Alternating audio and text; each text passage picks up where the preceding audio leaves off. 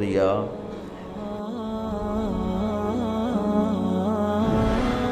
رمضان کیوں کہتے ہیں؟ رمضان کا مطلب ہے جل جانا، کس چیز کا جل جانا؟ صلاۃ الاوابین حین ترمز الفصال، نیک لوگ ایک نماز پڑھتے ہیں کب؟ جب اونٹ کے پاؤں جلنے لگیں، اونٹ کے پاؤں جب جلنے لگیں، اونٹ کے بچے کے پاؤں جب جلنے لگیں۔ تو رمضان میں جل جانا، اس کا روزے سے کیا تعلق ہے؟ اس کا روزے سے تعلق یہ ہے کہ 360 دن سال میں ہوتے ہیں چاند کے لحاظ سے، 330 دن کے گناہ اللہ رمضان کے روزوں میں ہر روز میرے آپ کے گناہ جلاتا ہے، جلاتا ہے، جلاتا ہے۔ بھوک لگتی ہے، ایک آگ بنتی ہے، پیاس لگتی ہے، ایک آگ بنتی ہے۔ تو ہمارے لکڑی کی آگ میں چیزیں جلتی ہیں اور ہماری بھوک، روزے کی بھوک کی آگ میں گناہ جلتے ہیں، اور 29ویں روزے اللہ سارے سال کے گناہوں کو جلا کے روزہ والا یا روزے والی کو ایسے پاک کر دیتا ہے جیسے آج ماں کے پیٹ سے نکلا ہو، ایسے ان کو خوبصورت کر دیتا ہے۔ حج کا مہینہ آیا، اعمال اسی طرح ہیں جیسے ہوتے ہیں۔ رمضان کا مہینہ آیا تو میرے نبی کا اعلان ہو گیا، ایک فرض 70 فرض کے برابر ہو جاتا ہے تمہارا، نفل فرض کے برابر۔ فرض اور نفل میں فرق کیا ہے؟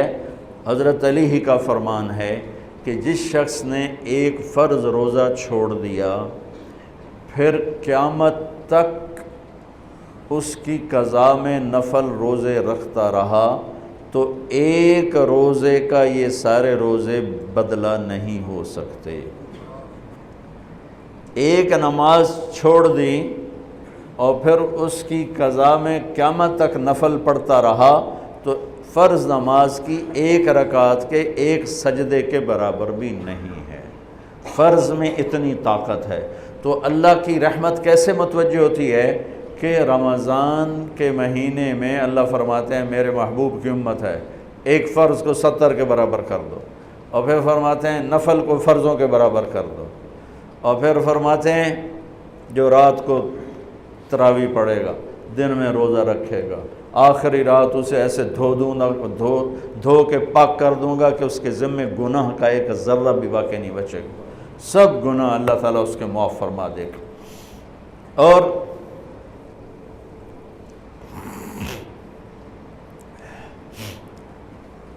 میرے نبی نے فرمایا من صام رمضان ایمانا و احتسابا، دوسری بھی من قام رمضان ایمانا و احتسابا، جس نے روزہ رکھا اللہ کی رضا کے لیے، جس نے تراویح پڑھی اللہ کی رضا کے لیے، اس کے پچھلی زندگی کے سارے گناہ اللہ معاف فرما دیتا ہے۔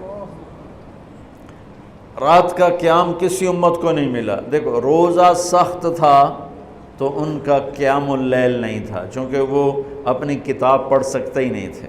رمضان میں اللہ نے آسمانی کتابیں اتاریں، یکم رمضان کو ابراہیم علیہ السلام پر، 2 رمضان کو تورات موسیٰ علیہ السلام پر، 8 یا 6 رمضان کو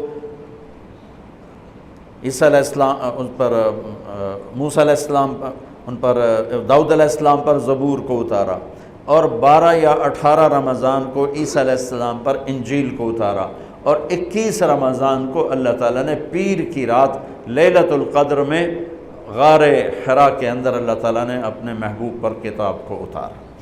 وہ کتابیں فل آ گئیں، لکھی لکھائیں۔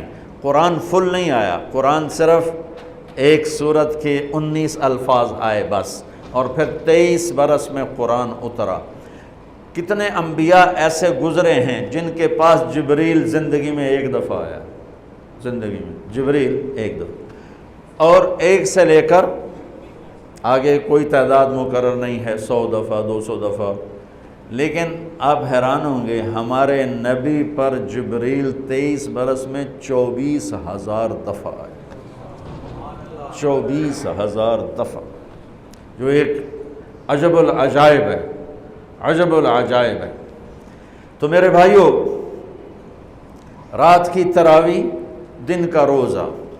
تراوی میں کیا ملنے والا ہے؟ میرے نبی کا فرمان ہے ہر سجدے پہ 1500 نیکی، ہر سجدے پہ 1500 نیکی۔ تھوڑی اپنی کاروباری مصروفیت گھٹاؤ، اپنی کاروباری مشقت گھٹاؤ، اپنے ملازموں کی بھی مشقت گھٹاؤ تاکہ وہ تراوی پڑھ سکیں، روزہ رکھ سکیں، بشاشت سے پڑھ سکیں، اور اللہ کا فضل ہے ڈھیلے سے ڈھیلا حافظ بھی ہو تو 1.5 گھنٹے میں سارا کچھ نمٹ جاتا ہے۔ اتنی سی ہمت کرو میرے بھائیوں کہ افطاری میں تھوڑا کھاؤ۔ اگر تم پہلوانوں کی طرح شروع ہو گیا نا، پھر تو تم سے عشاء بھی نہیں پڑھی جائے گی، تراوی تم نے کیا پڑھنی۔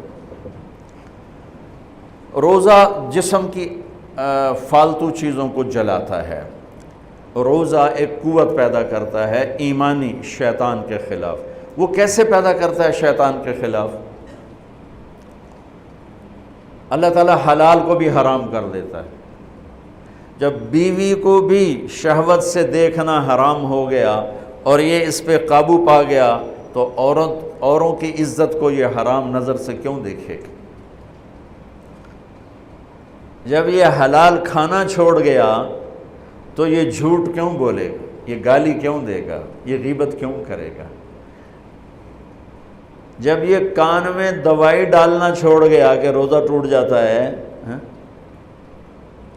تو یہ اوروں کی غیبت کیوں سنے گا، اوروں کی برائی کیوں سنے گا؟